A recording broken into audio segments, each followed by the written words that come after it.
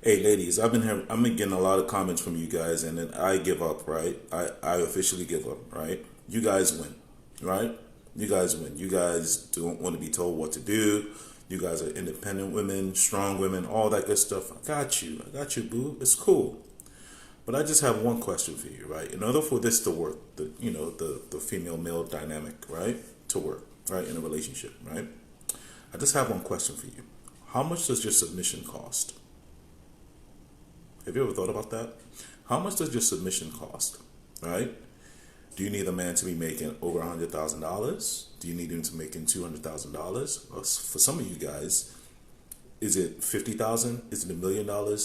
And what I mean by that is he needs to be able to tell you that, oh, all right, you can't work anymore, or he needs to be able to make life decisions in your life. How much does that actually cost?